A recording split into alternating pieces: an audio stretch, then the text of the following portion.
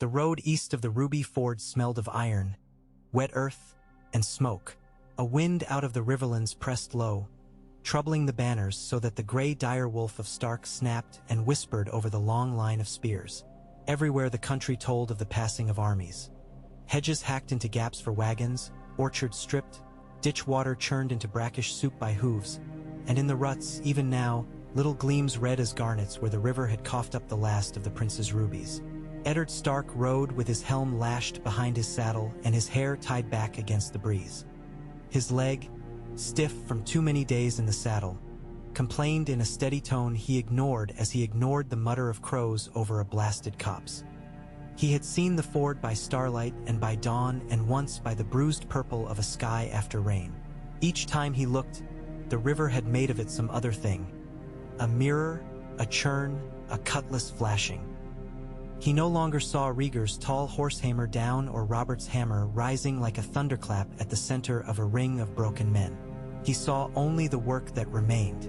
Robert's chest wound had been stitched and dressed and swaddled, and Jon Arryn stayed with him at the Crossroads Inn. Eddard rode ahead with a lean column of Northmen, rivermen, and a handful of sworn swords sent by Lord Arryn, enough to press a gate, not enough to fight a city. The thoughts that followed him in the saddle had a colder point than the air. He found Howland Reed near the head of the column, his frog spear fastened across his back as if he had just stepped out of some mossy fens and only borrowed a horse for a day. Reed had a way of sitting a destrier as if it were a log that might roll at any moment. Mud flecked his leather boots despite the dry stretch, as if even dust turned to water for him. "There's brush to either side ahead," he said, nodding toward the trees that crowded in where the road dipped to a stream. "Misty places. I like mist, my lord. Men step noisier than the mist, and I hear them." "Keep your ears open, then," Ned said. Roose Bolton arrived without a sound, pale eyes taking the scene as if he were measuring a bolt of linen. His mail shirt was blackened and oiled and gave off a faint smell of lamp. "What do you make of it?" Ned asked. "That smoke is not from village cookfires." Roose lifted his face to the wind. "Tor pitch. Wagons. Timbers new burnt, not old. But the road is clear. We have been seen. They have chosen to let us see smoke." "They?" Ned asked, though he knew. "There is a stag's spoor and a lion's spoor close together," Howland Reed said, smiling that faint smile that made him look very young. "One is fresh." Brynden Tully reined in on Ned's other side, his black fish badge winking dully. The blackfish had a way of talking that always managed to be polite and impertinent in the same breath. "Riders ahead, well mounted, with a habit of riding as if every stone belongs to them." Ned looked to the sky. The wind was from the west. "We'll receive them in the open," he said, and let the word pass back. The column spilled out into a long shallow beyond the rivulet where two round-topped hills shouldered one another. The men spread into a slanted line, shields brought forward. When the Lannister outriders came, they came in a fan, 6 men in crimson and gilded harness under a weathered standard, and behind them wove more in the trees like red thread through brown. The man at the point drew off his helm as he came within a spear length. "Ser Adam Marbrand," he said. His hair was the color of new copper where the sun caught it, his face handsomely open. "With Lord Tywin Lannister's greeting to Lord Stark." "How fare you, sir?" Ned asked. "I am tired of the dust. I would sooner taste salt than this country's thirst." He lifted his head. "Lord Tywin requests parley. Mid-road. No more than 6 men to each side. There is a man with a horn and a white banner on the rise beyond the stream. We gave him our word we would not blow it save to mark the parley. In return, you must sheathe swords and quiet bows. What say you?" Brynden let out a small breath. When lions ask to talk, it is usually because they have taken the part of mouse and wish to trade it for something with horns. "Do we refuse?" Roose Bolton asked mildly. "We might and teach them remorse, or we might meet them and learn what the rock would sell." Ned looked from one to the other. The wind toyed with the dire wolf on the standard behind him and riffled the mane of his horse. "We will meet," he said. "Tell your lord we will meet." Adam Marbrand bowed in the saddle and wheeled his horse with a neatness that spoke of drilled men and drilled ways. When he had gone, Brynden said, "We will want eyes on the flanks and backs of our heads on our fronts." "Take 4, Ned said to Howland Reed. "Bring your Crannogman's ears with you." Reed slid away with his little cluster of grey-water spears, vanishing into brush that did not look as if it could accept one more twig. Roose Bolton shifted his weight. The leather whispered. "If a lion asks to speak," he murmured as if to himself, "it is because there is something he will not eat today." They met on the low bridge over the rivulet. It was as old as any 2 stones could be, set without mortar, slick with ancient moss where the shadow lingered. Sun struck the center where the 2 sides would stand. Lord Tywin Lannister came with Kevan at his back. Adam and 2 others Ned did not know, and a bannerman who carried the Red Lion with no other device. Tywin's hair, cropped close, caught sun and threw it dull. His eyes were the pale green of new leaves washed once in ash. Ned had seen them from a distance at tournaments in the south when they were both boys at their father's elbows. He had not seen them up close. They were not the eyes of a southern lord. They were the eyes of a flayed deer, cool and listless, that would kick once and be D1. Tywin's mouth was a line drawn with a thin brush. "Lord Stark," he said. "Lord Lannister." Ned's voice sounded rawer than he wanted. He had not thought about how hard it would be to look into the face of the man who had let his father and brother die in fire and strangulation without moving his host a mile to save them. No, Ned corrected himself coldly. Not the man who did that. Another king's work, but the man who did not move. A coward's wound is different from a killer's. Tywin's gaze flicked once to Brynden's black badge and once to Roose Bolton's pale, flat stare. "Your companion, Lord Bolton," said Brynden, "and your Crannogman has gone walking in the grass." There was the smallest suggestion of contempt at the corners of his mouth when he said it, a flinch the size of a breath. "You asked for parley," Ned said. "I did." Tywin's voice was like clean steel laid on a velvet cloth. "I ride to King's Landing. So do you. We both intend to prevent a slaughter." "That depends on what you mean by slaughter." Tywin let the line of his mouth relax by a degree. "I mean what the word says. There are citizens in that city. There are vaults and granaries. There are streets. New kings do not prosper by burning the capital they intend to keep." Brynden's eyes narrowed. "You have prospered, my lord, by burning other men's keeps, because they were traitor keeps." Tywin did not bother to look at him again. "I come to say this. The king in King's Landing is no king any longer. He is a knife set to the throat of the city. He has pyromancers working in cellars. He has cut the tongues out of his own officers for speaking truths aloud. I have word from the Red Keep." He lifted a hand, and for the first time Ned saw a sealed letter folded into tight squares. "That the gates will open to me when I arrive, but to march through the Lion Gate with trumpets to a city that wears the king's colors can be read 2 ways, and one of those ways is sack. I have no desire to put the stain of sack on my house's name. I propose, you have my word that I will set men I trust to it, and I will trust them with my life." "You would trust that with Ser Gregor Clegane?" Brynden said dryly. "I know the work Clegane is fit for," Tywin said. "This is not that work." He handed the letter to Ned across the stone. Wax cracked under thumb. It was a neat hand, well formed. The ribbon carried a smell as of herbs, something sweetly cloying. The words were honeyed. The gates would be lifted when Lannister came, for the good of the realm. The king's justice would be done. The realm longs for order. It bore the heavy black circle of the Grand Maester's seal. Ned folded the letter and did not give it back. "You ask that we stand aside. What do you ask in return?" Tywin let him ask. He took his time answering, not because he was thinking but because he was arranging his thoughts' shape in the air. "3 things, he said at last. "First, that the new king affirm the crown's debts to my house and set the seal to the accounts. Second, that you refrain from taking command of the city watch before my men secure the gates. A snake has many heads. Better that one hand holds them at once before the cage is shut. Third," here he paused, and the merest ghost of a smile touched him, like the memory of a smile. that your friend and king take my daughter to wife. She is comely, and she is fertile as any lioness. She is a fair price for a throne grown cold." Ned felt a heat at the base of his skull. Tywin's words came without shame, bartering a girl, speaking her virtues as if her hips and hair were gold mines to be leased.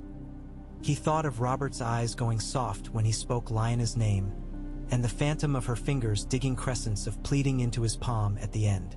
"I cannot trade on a king's bride," he said. "I am not his father. I am his friend." "You are the man at his shoulder," Tywin said. "You are the cold on the hammer. You will speak and he will listen." The sage, he did not need to. "We did not come here to arrange marriages," Brynden said. "We came to take a city. We came to prevent slaughter," Roose corrected, his pale eyes almost contented. "Some marriages are slaughter of a slower sort." Ned ignored them both. "I will speak to him. That is all I can promise." Tywin inclined his head a fraction. "Then hear what I will promise. My vanguard will dismount at the gate, and each man will enter carrying only his sword. No torches but those borne by men I name. No barreled wine. No mouse, no hans, no ashes. We will take the garrisons with a purse and a word when we may, with the edge only where it is needful. Ser Adam will take a mixed company of my knights and 8 of yours." His gaze flicked to Brynden. "To the red keep through the postern. Ser Kevin will command at the west gate. The city watch will be paid in gold and given bread to take home. The Queen Mother," he paused a heartbeat, savoring the irony of the title, "will be lodged in the sept under the eye of the High Septon. If there is to be blood under the red stones of the keep, let it be as little as a kingslayer's hand demands." Ned looked at the bridge, at the worn place where water dripped like tears along one side. A dragon throne waited in the city, and on it a red throne of another sort, the one men make of corpses to sit a claimant upon. He imagined Robert, crownless and wide-shouldered, swaggering in and bellowing his triumph to the rafters. He imagined 2 small dark-haired children whose names he did not know, crawling over their mother's lap like kittens, who did not belong to him and yet belonged to him as any child did to any man with a sword in his hand. He thought of Lyanna and Ash. "If one hair on either child's head is harmed," he said, "the North will not sleep." "It sleeps seldom," Tywin said, and that was as close to humor as he came. "Do we begin?" They sealed it with nothing but words and the old bridge's indifferent rock, with a half-dozen witnesses who would, if pressed, tell it 7 ways between them. Howland Reed returned like a brown leaf blown into place, and his eyes told Ned before his mouth did that there had been no knives in the grass. They left the bridge, each lord to his lines. In the Lannister camp, motion was swift and quiet, an army of cogs turned by one wheel. Ned watched from the heavy shade of an oak as crimson columns rearranged themselves like pieces on a Sivas board. Tight spear blocks for holding gates, light horse to scour and encircle, crossbowmen to take the walls. No drum boomed. Horns did not call.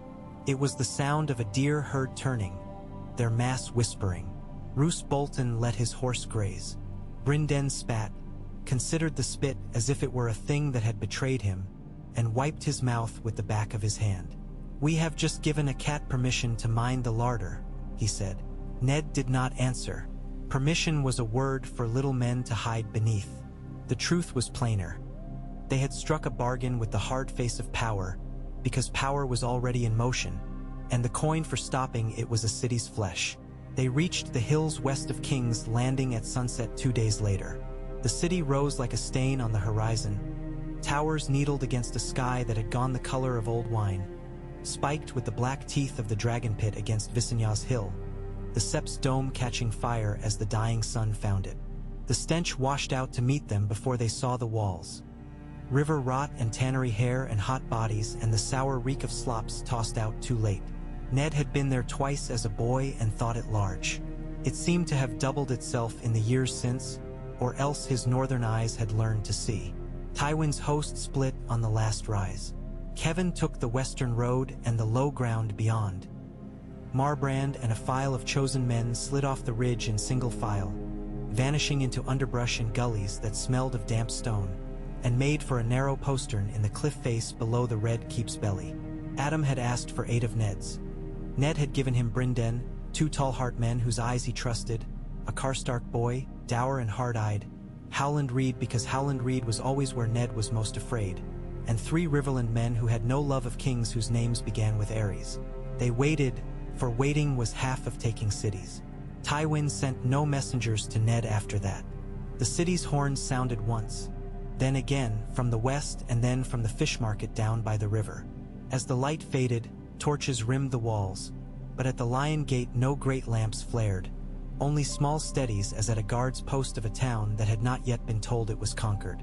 Kevin's men dismounted and went forward on foot, blades sheathed. Ned watched, breath coming slow. He had ordered his own men to hold behind a low ridge that carried the old gate on the north. No man of his broke ranks. In the Red Keep, Jaime Lannister stood at the foot of the Iron Throne and thought of his father's face. In his mind, his father had 2 faces. One was a block of stone with hair and the suggestion of a mouth. The other was a mirror polished so bright one could almost see what one would become and turn away in time. He had been thinking of those faces all day because nothing else in the room bore study without turning your stomach. The king had been reading, if the violent rustle of parchment torn and smoothed and torn again could be called reading, and the air had that hot sweet sting in it that meant Rossart had been passing with his jars of wildfire. The king's nails were rimmed in green. His tongue, when it showed between his cracked lips, had sores upon it. Jaime did not put his hand on his sword. He had learned very young that hands made a language. The wrong word spoken with a hand could father a headman. "Your Grace," Grand Maester Pycelle murmured, and when he murmured he spread his white beard on his chest like a gnaw, kin to catch anything that might spill out of him. "Lord Tywin writes that he comes to defend the city." The king laughed. It was a raw sound like scraped flint. "Defend? He refused my summons. He'll defend his vaults. He'll defend the gold under his mountain. He'll bring his lions to drink at my gutters. We'll feed them fire." Varys, big and soft in his silks, said in his careful voice, "The gates will open to Lord Tywin when he shows himself at the walls. That is the word. The city watch prefer to live another day. The people prefer their houses unburnt. They'll burn," Ares whispered, and his tongue made a dry, hungry sound in his mouth. "Burn the city. Burn the traitors. Burn them all." "Your Grace," Jaime said, because words had to be put into the air often to keep this thing a world and not a nightmare. "Lord Tywin is your father-in-law's greatest friend. He sat as your hand for many years. If he comes, it is to lead you away by your pretty nose like a bridle." The king spat. The spit had a greenish tinge where it landed on the step. "Burn him. Burn his men. Send them their wives' bones to make toys. Where is Rossart? Where is—" "Here, your Grace." Rossart's hands were stained with the stuff he put in jars. He held a lamp high. The golden light found everything that should have remained in shadow and made show of it. Ares had a scabbed sore at the corner of his mouth. The light made it a ruby that stirred when he spoke. "Burn them," Ares said. Sai turned to hiss. "When they are at the gate. Start with the far market, then the towers on Visenya's hill. The sept last. The sept last." He laughed then, a child tasting a secret cake. Jaime thought, "I have 2 hands and one only is suited to this." Later, when men would ask him, when he would be forced to speak, he would say the words that made him a story in other men's mouths. For now he stood and watched the last light go out of that day and heard a horn in the west. He thought of his father's face.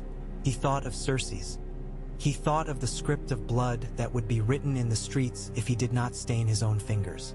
He thought of the oath he had sworn before 7 oils, 7 shields, 7 gods that were a single god if you tilted your head and squinted.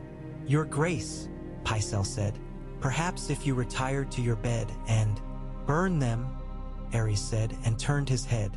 His eyes were black pits with a bright ring at the edge, as if someone had threaded gold wire through the whites.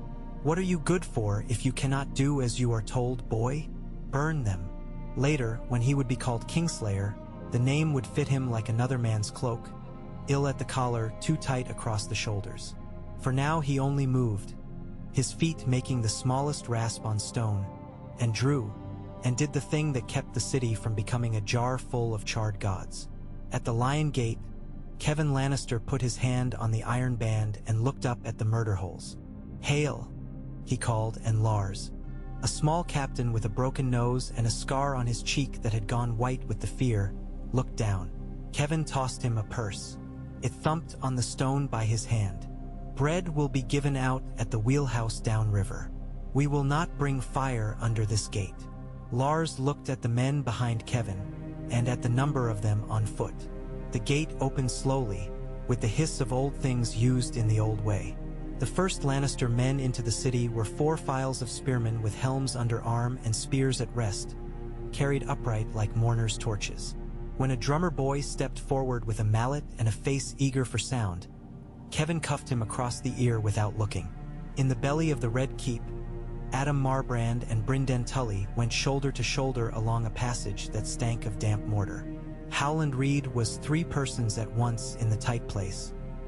The man in front of Brynden, who had the habit of turning sidewise to pass like a fish slithering past a rock. The man behind Adam, who made no sound even when he brushed against a chain. And the memory of some gray-green marsh bog full of frogs' eyes that kept popping up anywhere Reed put his foot. They passed a room where jars like tall, thin bells stood in ranks. Reed lifted his hand and touched the rim of one with a fingertip and drew it back as if he had tested a toad's back. "This is a frog with teeth," he whispered. "Hush," Brynden said. They met 3 men in white. The first wore a face already gone pale with blood loss. The sword in his hand drooped, though he tried to lift it before falling in a slow astonishment across the stones. The second took Adam's thrust as if he had been expecting it, stepping into the blade, making Adam curse and twist to wrest the steel free. The third was a stripling with golden hair like wheat, bright even here where light came in slivers. Brynden slammed him against the wall with his shield and put the flat of his sword to the boy's neck. "Easy," the golden boy hissed. "If you mean to keep this keep, you'll not stop there." "Name yourself," Brynden said, the blunt talk of the Riverlands in his mouth. "Jaime Lannister," the boy said, smile as quick as a knife. "I have just killed a king." Adam froze for a breath. Brynden did not. "Then we had better get to his ends before another king dies," he said, and let the boy go, because he had recognized in his pale face something he could use later. Elia Martell heard the hall before it found her door. The hunger in a crowd used to be a separate sound, but fear had a color in the ear too, like a copper taste. She gathered Rhaenys to her and looked at Aegon sleeping in the cradle with his hair soft and fine as cobweb. There was blood on the cradle's pale wood from where she had cut her finger that morning on a buckle. She remembered, perversely and wholly, a bowl of pomegranates on a warmth-struck window in Sunspear, flies passing over like ships. She said in a voice that did not shack, "Stay under the bed, cat. Do you hear?" Rhaenys put her hands over her ears. Her hair was dark as her mother's. She had a way of looking at people from the corners of her eyes like a little fox. "Mama," she said. "Mama, they are here." The door shook once, twice. The third time, the latch tore free and struck the wall like a shot. Men came through with long, steady steps. They were not who she had expected. Their armor was red, and the man in the front had a clean face and a sword held straight down. His eyes were brown and clear. He looked at her and then at the cradle and then at the little girl under the bed. And in that order Elia Martell's heart decided not to stop. "Princess," he said, and his voice had none of the slack kindness of the court. It was the voice of a man who had taught himself to speak without either pity or contempt. "Iaima se Adam Marbrand." "Lord Tywin commands that I escort you to the September. Your children will be under guard. No harm will come to you if you do as I say. Do you understand?" "You are Lannister," Elia said, the word coming soft through a mouth stiff with fear. "Your lord let me be carried to this city like a prize. Your lord watched and did not move. Lady, I have no tongue for old wars." Adam gestured to the cradle. "Take him. We cannot stand in this hall and argue. There is wildfire in the walls. There are men outside with less patient hands." A gray-faced knight with small eyes and a look of perpetual surprise peered in behind him, glancing under the bed. "The girl?" he asked, and Adam said, "Take her, no Daphnis." Elia took up Aegon. He was warm and drowsy and made a small moo at the change. Rhaenys could not be made to come out until the surprised knight, who turned out to be a riverman by his accent, got down on his knees and made a game of it, talking about a cave and a dragon who would not fit and a piece of bread he had hidden in his glove for the little fox to find. She came, then, eyes huge, and let Elia take her hand. The hall beyond was a place of men and steel and step marks of something green and slick. Adam put them in the middle of a tight ring of shields and moved them down stair after stair. Elia knew the red keep well enough to realize they were not taking the wide ways. Somewhere, far to their left, someone screamed, long and thin. Elia kept walking. The riverman's hand fell on Rhaenys' little shoulder when she stumbled and steadied her as gently as if he had been a nurse. They were in the September before the screaming ended. The High Septon's hands shook as he brought them into the cool, dim space. Adam lifted 2 fingers. "If the doors close, open them for no one but me or Ser Brynden Tully," he said to the men in white of the faith. His voice showed no sign that the king had died a hall away. "If men in lion cloaks come and do not bear my token, you strike them with your candlesticks. Do you hear?" The High Septon made a small jerking movement that might have been a nod. Elia Martell sat down near an altar painted with so much gold it had ceased to look like gold. She put Aegon against her breast and felt him latch on with a fierce little tug that hardened something in her she had not known was soft. Rhaenys eased down at her knee, thumb in her mouth, and when Elia removed the thumb with 2 fingers in a motion she had made 100 times, the child's hand did not flinch. When Ned entered the throne room at last, it was in meter and weight and balance he would remember as if it were a dream. He remembered the light slanting across the floor out of some narrow opening high above. He remembered the way the swords of the throne drank light and gave it back sharpened to a cutting gleam. He remembered Jaime Lannister sitting on the lower step with both hands loose on his knees and his sword laid lengthwise on the stone like a child put to nap. He remembered the king sprawled where he had fallen, the thin red line across his throat like an unclosing mouth. He remembered the smell, which was not strong enough to be frightening but was bad enough to make a decent man swallow. He remembered Tywin's boot heel sounding 3, 4 times and then falling quiet as the Lord of Casterly Rock stood with one fist on his hip and looked at his son as a man might look at a piece of iron that had taken an odd bend. No crowns lay on the floor. No oil smoked in braziers. The room felt emptied not only of people but of a thing that had stood in it, full of itself, for years. Jaime looked up when Ned came in. His smile was marred with an odd line. "My lords," he said, "there is a chair at the end there if either of you needs to sit. I have warmed it for you." "You have warmed it with blood," Ned said, before he could check his tongue. He could feel Brynden at his shoulder and Howland Reed somewhere to his left like a shadow that did not belong to any man. He could feel Roose Bolton's silence 2 paces behind him and Tywin's stillness as if he had become a column. Jaime's eyes were blue and empty as a summer day seen from the bottom of a well. "Better mine than the city's," he said. He sent his pyromancers to the cellars. He would have burned every man, woman, and child from the river gate to Rhaenys' hill. "You may lay your honor on that if you need to lay it anywhere." Tywin's mouth cut straight. "You were his sworn shield," he said, each word weighed. Not because he did not know it, but because he wanted to hear it said. Jaime's mouth quirked. "I am also your son," he said. "Do they cancel in your summing?" "You have broken an oath," Tywin said. "I have held another," the boy said, and the tilt of his head then was so like a younger Tywin that Ned felt his insides tighten. He had never been a man for another man's children, but it struck him cruel that blood could be this neat, this graceful at breaking itself. "Shall I have you take off his cloak?" Tywin asked, not so much to Jaime as to the room. "And make a new song for the streets? White turns red.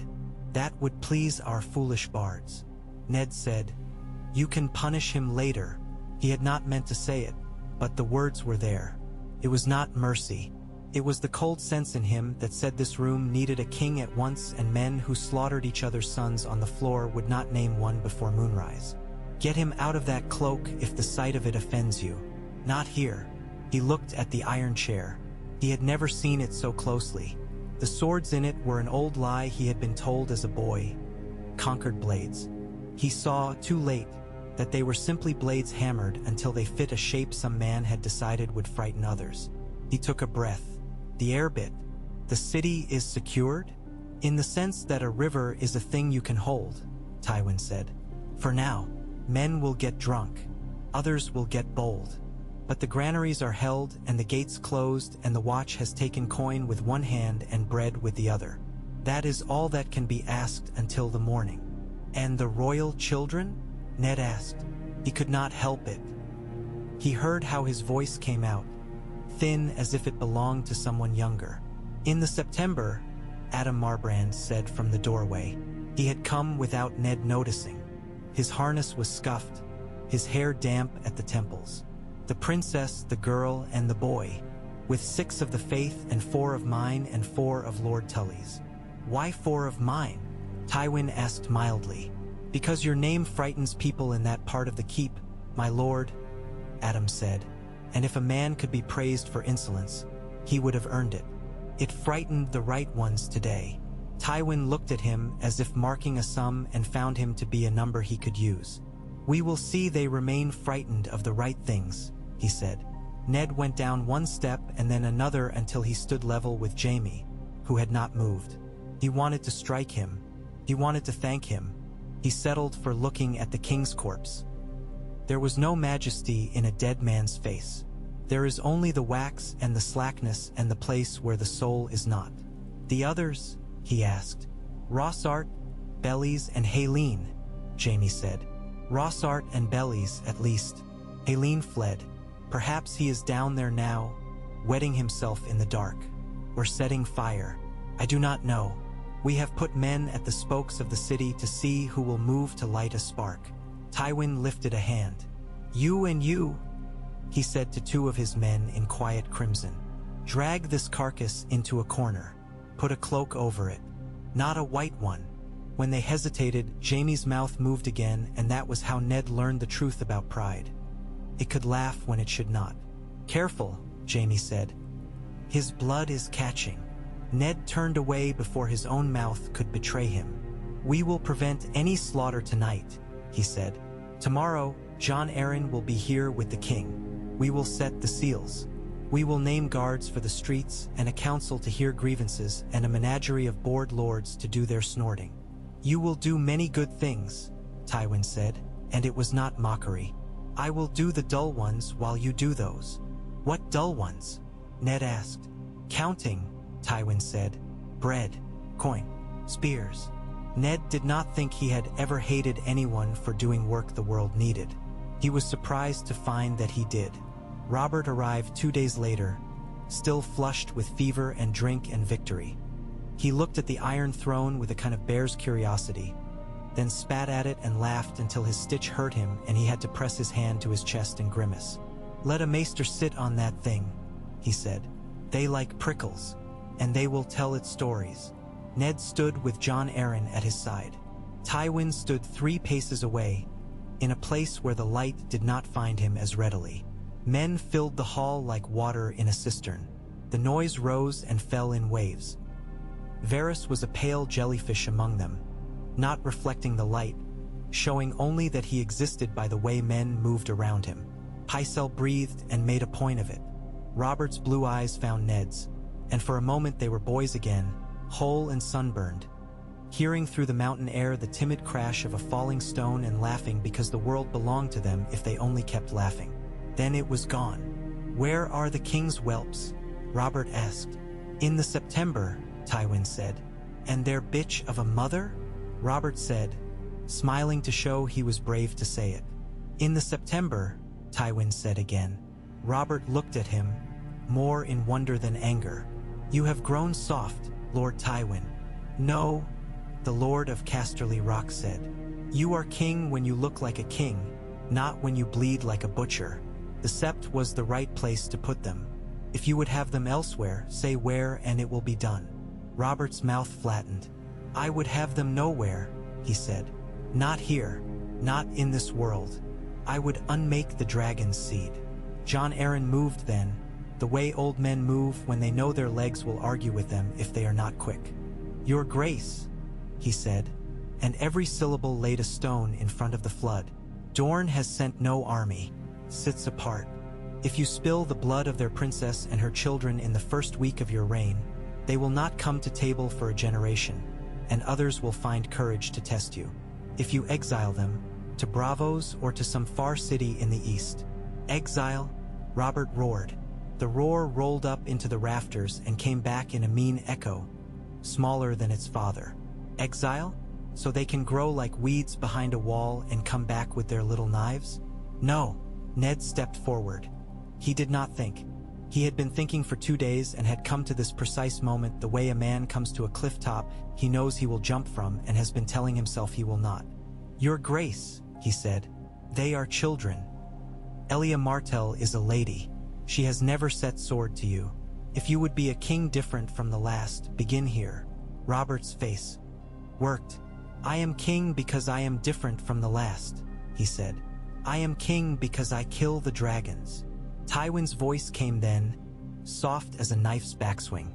"Your Grace," he said, "if they are made the gods' captives and sent in a black ship with no pennant to Braavos under the Iron Bank's pledge that they will make no claim."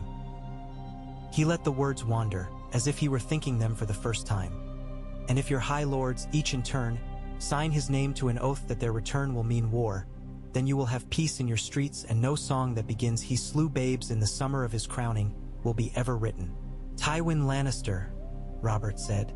The name came like a bone split between teeth. "You want a boon for this piece of counsel, I do not doubt."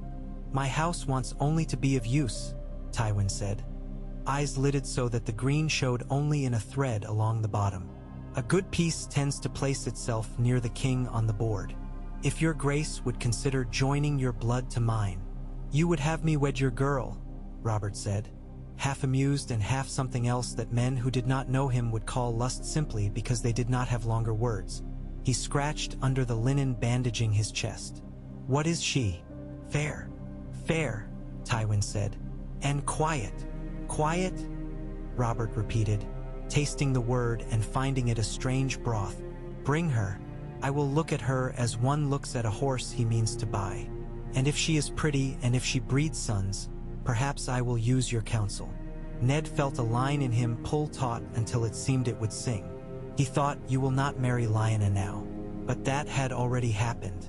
The bells had rung and the blood had dried and the song he had not wanted to be true had sung itself into truth. "You will take no sons from her that do not bear your love as well as your name," he said in his head, and the prayer tasted of iron because he knew he would not be able to keep it. Robert rubbed the bandage. "As for the whelps," he said, and his voice came down a step, less a roar, more the growl of a dog that has remembered the smell of his master's hand. "We will send them." "A black ship, you said? To Braavos? Good. Varys, you have friends in that city. You will see to it. And you—" he jabbed a thick finger toward Tywin. "You will swear your men harm them not between here and the river, or on the river or beyond. If they drown by some accident, I will have you answer for it." Tywin bowed his head a fraction. "My men will guard them as if they were my own." Varys's mouth made the shape of astonishment and admiration. "Your Grace," he said, "this shows the world a magnanimity that will be much remarked upon." The words slithered. Ned saw the eunuch's eyes and did not trust. But Elia Martell lived. Rhaenys lived. Aegon lived. He would accept the words that made it so and leave the household gods to judge the men who had spoken them. They moved quickly after that. The great September saw in sight it had not seen in 100 years. A prince's child christened with salt water in a bowl before a statue of the stranger, as if to trick the god into looking away at the moment of naming. The High Septon's hands stopped shaking when he remembered that rituals made a man of him. He put the drops on the boy's brow with a hand steady as a surgeon's. Ser Brynden Tully stood with 2 of his men at the foot of the mother's marble robe, eyeing the double doors. Sir Adam stood outside with 4 others looking both ways at once. For nights after the council, when the last of the watch had been bribed and the first of the Kohlers had been denied entry at the mud gate, a black ship with no candle lit in any port, no pennant, and no painted eye on her black prow slipped downriver on the last of the outgoing tide. Elia Martell lay under a pile of rough cloth with her boy at her breast and her daughter's thin fingers wrapped up around hers.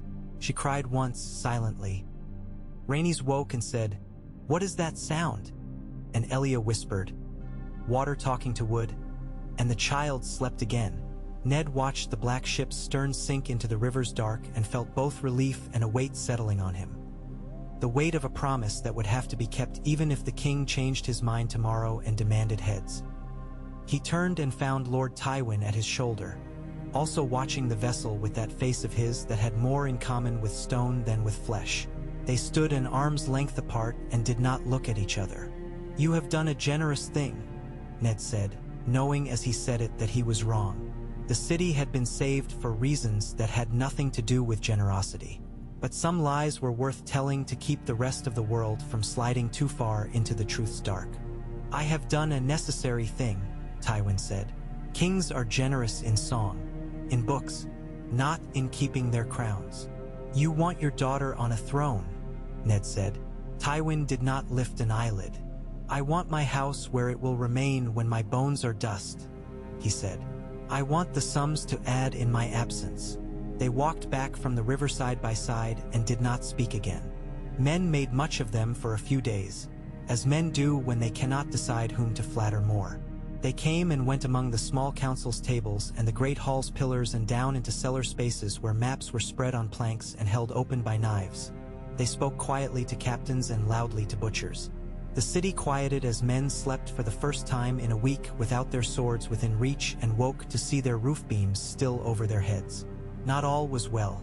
3 girls were found in the alley under a wind shutter with their dresses ruined and their souls hateful in their own mouths. Ned sent men and found the men who had done it and hung them. Tywin had those men's captains flogged publicly before the low gate. If there was a game between them for better wrath, neither man admitted it. Jon Arryn too. Okay up the office of hand. His hawk's face settling into concern as a man puts on a glove he knows is too big and will need stitching. Robert had his arm bound but insisted on riding along the streets on a great white horse to let men see that their king was not a story but a figure made of meat like them who would lay it down when required.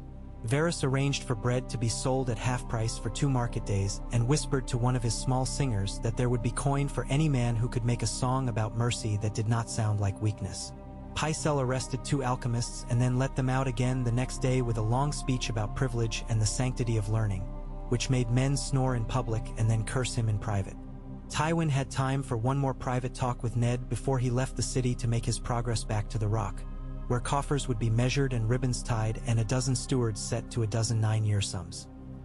He sought Ned out in a small tower chamber looking east where the dawn would show its face more honestly than it did from the west where the red dust of Lannisport made men too comfortable. He did not knock.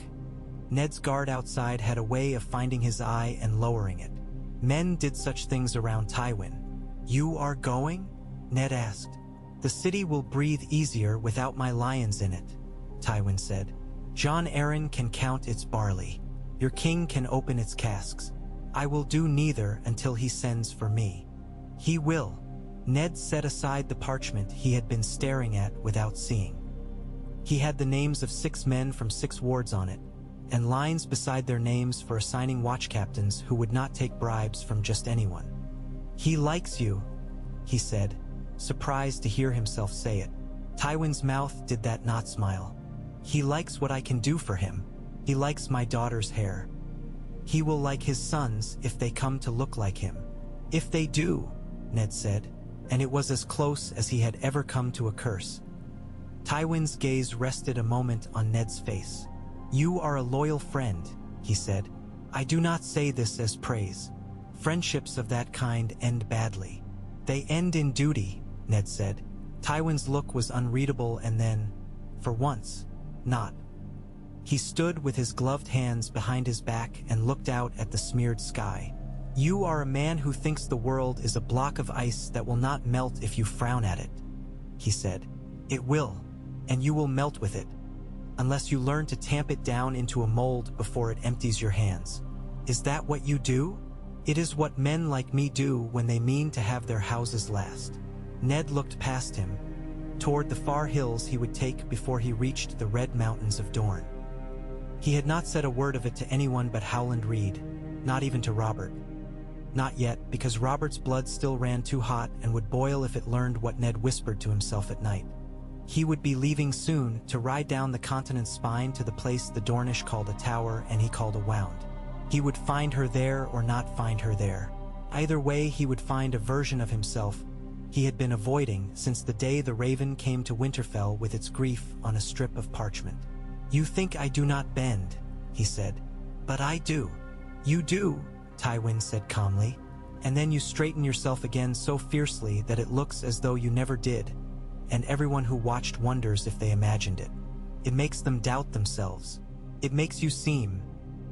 He tilted his head, as if studying a device worked into a breastplate. Holy! Beware of seeming holy, Lord Stark. It is a fragile kind of power. Men who do not believe in gods will break you just to discover whether you have bones. Ned smiled without warmth. You counsel me to be less a man and more a wheel. I counsel you to remember that men lie to themselves about what they are. You call yourself hard.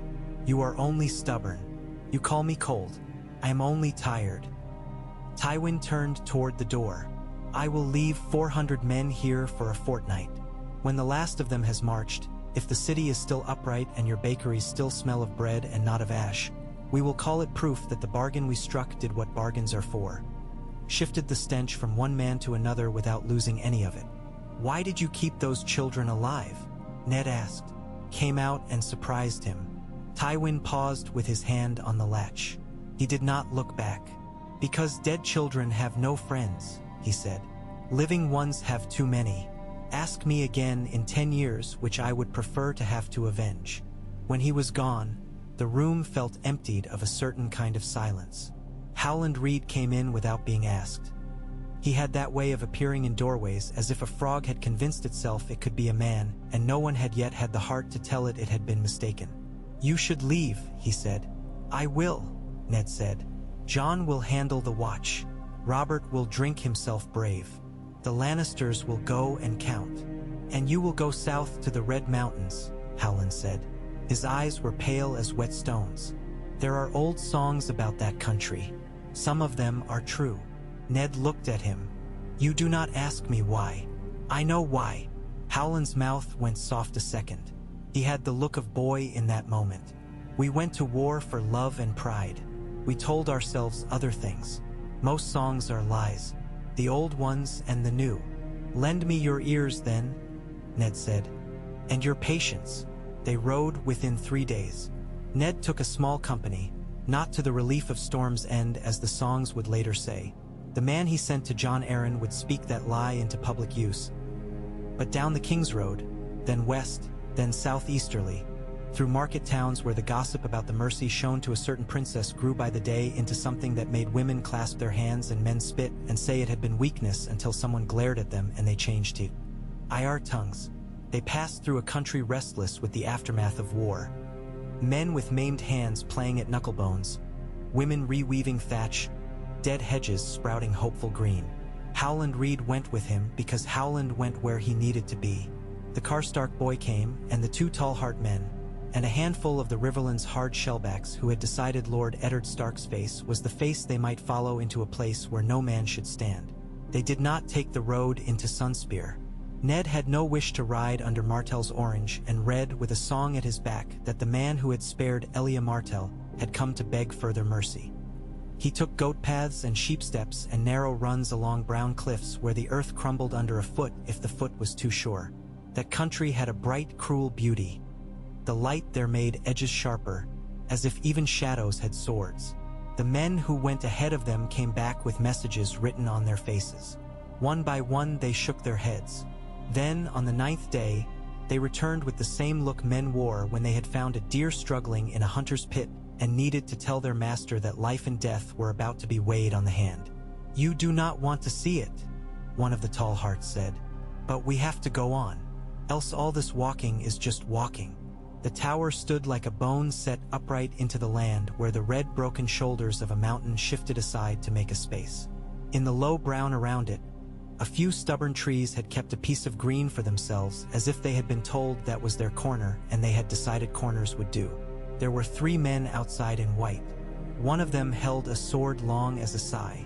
He had a face like a memory, lovely and dangerous, and it kept changing so that you would later be unable to say where exactly the danger began and where the beauty ended. "Sir Arthur Dane," Ned said softly. He knew the other 2 by their faces, though he had never spoken to them. Oswell Went, whose black-mustached mouth must once have kissed a dozen girls. Gerald Hightower, who had a name like a city and a look like a wall. They did not call his name. They did not say the words men say before killing. They simply drew. The fight was not like a story.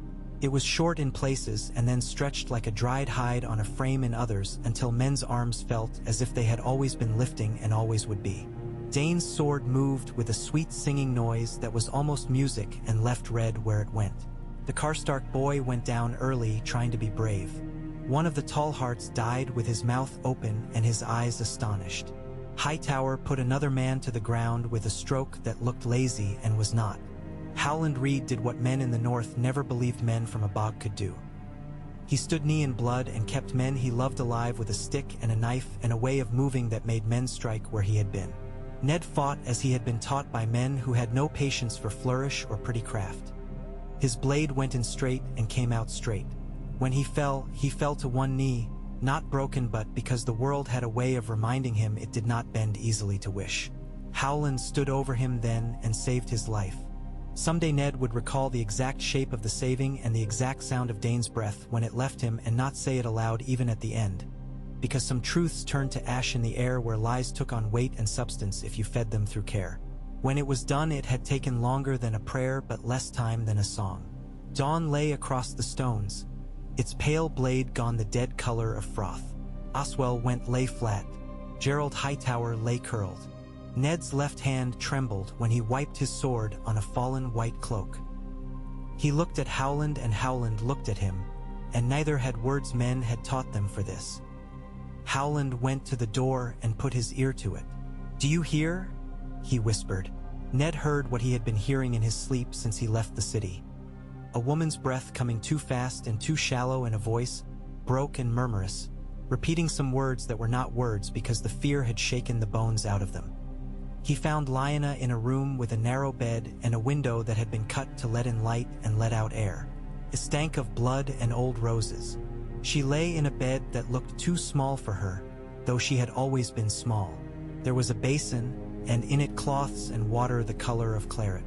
She smiled when she saw him, and the smile tore something in him that was not a thing that grew back.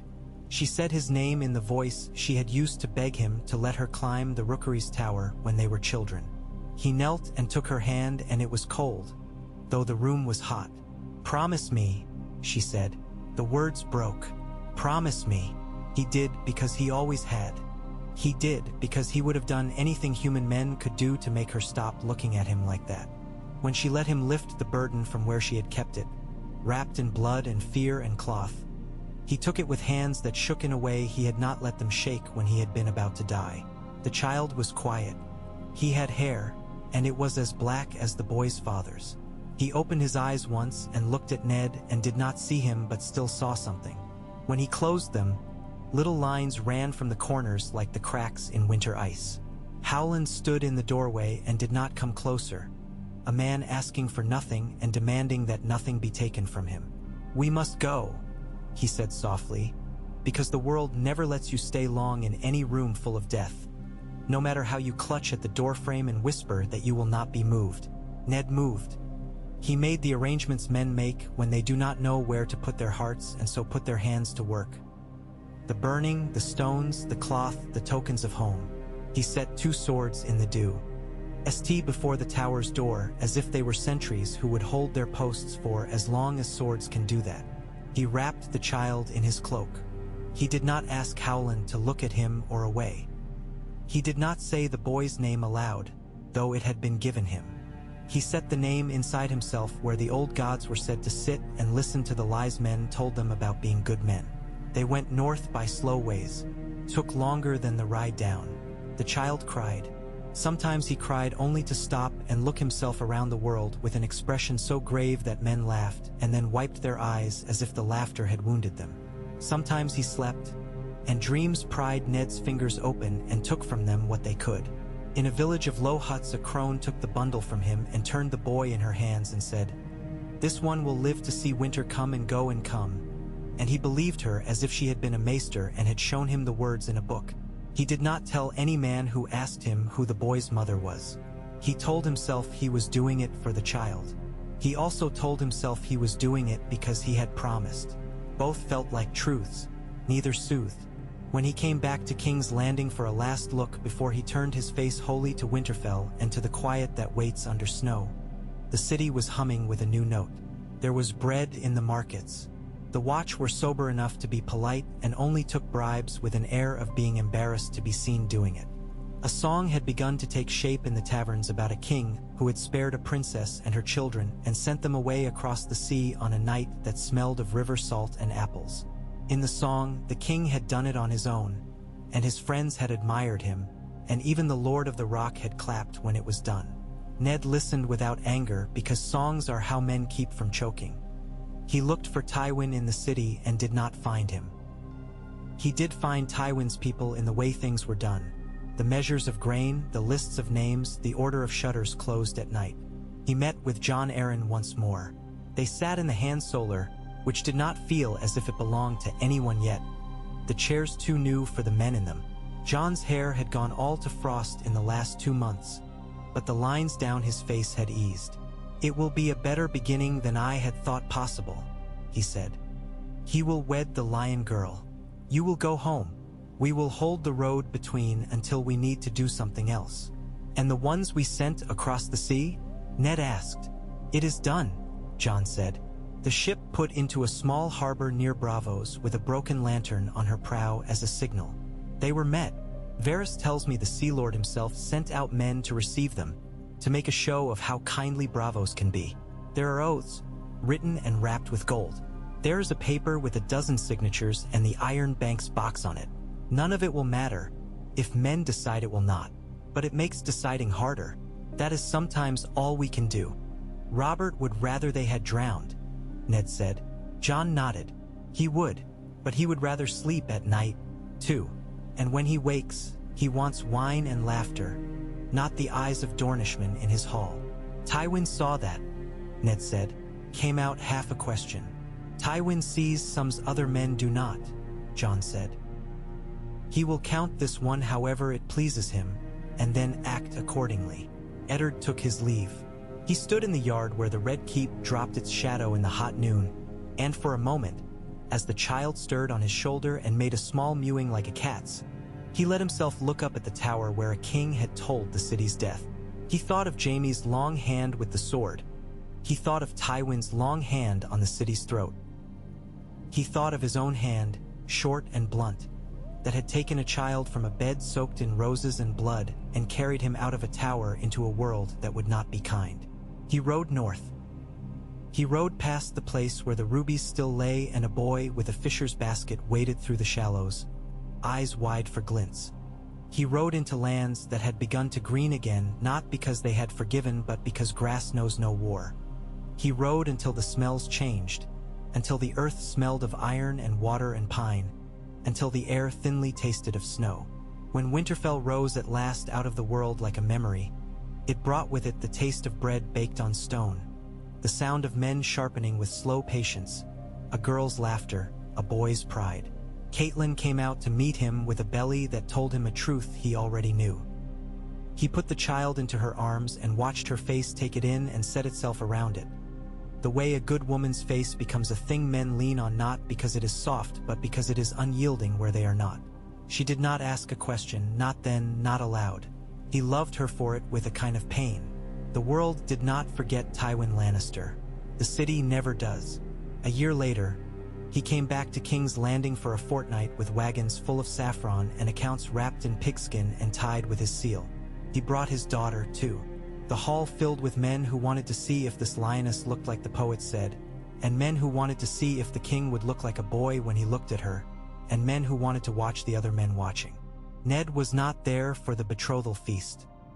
He heard the story later in the snow of his godswood from a man who made little of other men's news. Cersei came masked in green and gold and unmasked at the moment when the girl in the song would have cried and fled. And she did not cry, and she did not flee.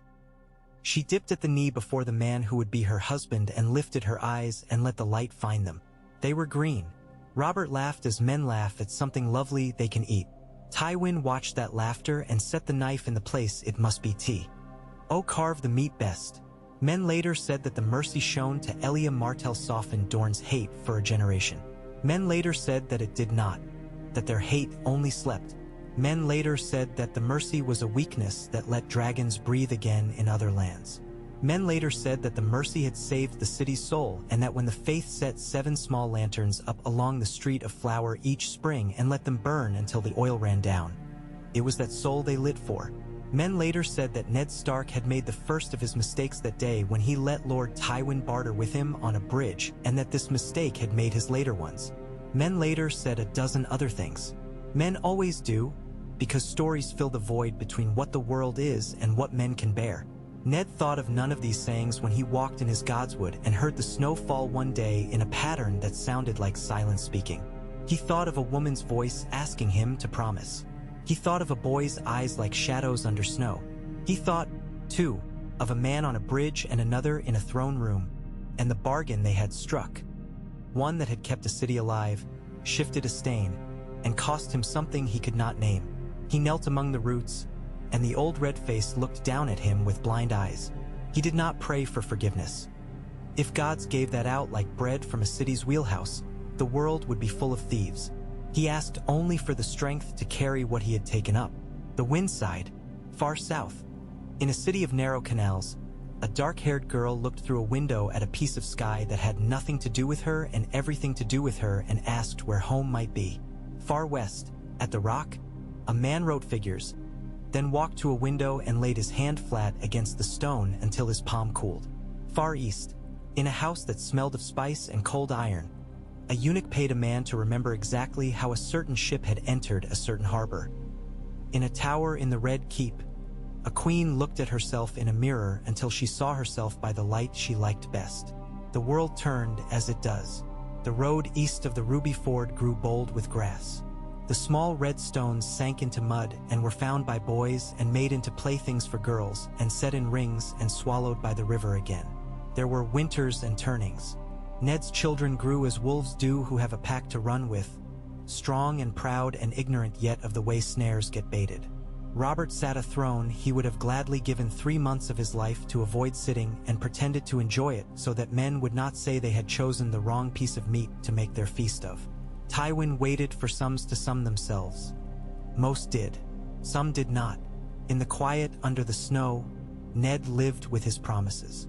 He did not wish himself back on the bridge. He did not wish himself in the throne room again. He had chosen and paid.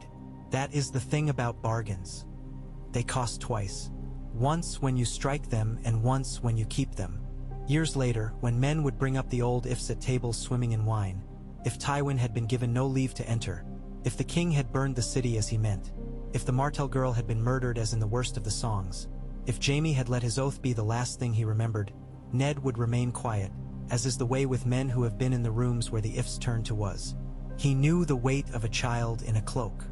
He knew the shape of a sword that was used and then set down. He knew the voice of a man who counted and the voice of another who promised, and he knew both had truth in them. He knew the sound a river makes when it carries rubies past men who cannot help but bend and look, even if they know better. On certain nights in Winterfell, when the smoke lay low over rooftops and the air outside the walls had the thinness of a blade and the moon was a shard too bright to stare at, he would walk the yard and listen to the night watch call the hours, and if an owl called once and then again from farther off, he remembered a white cloak puddled on a floor and the way a young man's face had not yet learned how young he was, and he would not think of sin or glory. He would think instead of a moment on a bridge when he had held out his hand and another man had taken it and the stone under their hands had been slick and old and had not cared what the two of them thought of themselves. He would remember Tywin Lannister's voice then, and the way it had contained neither malice nor mercy, only rule, and he would wonder, sometimes, if the better world he wanted was a pasture in his mind he kept returning to because there was green there and no flies. But when he lay down and Catelyn moved against him, warm and solid and present, and the wind went under the shutters to talk to the wood and then left, a silence came into him that was not empty. He let it sit with him. He had done a hard thing and a necessary thing, and he had made it cost him. He had kept his friend a little fresher in the eyes of men by blacking his own name for a while in the mouths of others. He had given the lion his dap of blood, and he had his payment. He had spared a city. He had saved a child and told the world a lie to keep it safe. Men would make of that what they would. He could not unmake any of it. He did not want to. The old gods do not speak. They listen. This was their mercy. That sometimes, when men brought their bargains to them and laid them down like swords, the old gods made no answer that could be weighed or counted, and so the men had to leave the room with the same burdens and find a way to carry them, which is another name for living. He fell asleep hearing the soft, small breath of a boy down the corridor and the fainter breaths of girls and the turnings of the stone. He dreamt, as he often did, of water over stones and the bright, cruel light of the Dornish sky and a bridge, slick with old moss, and when he woke, he was Lord of Winterfell, and the day had begun.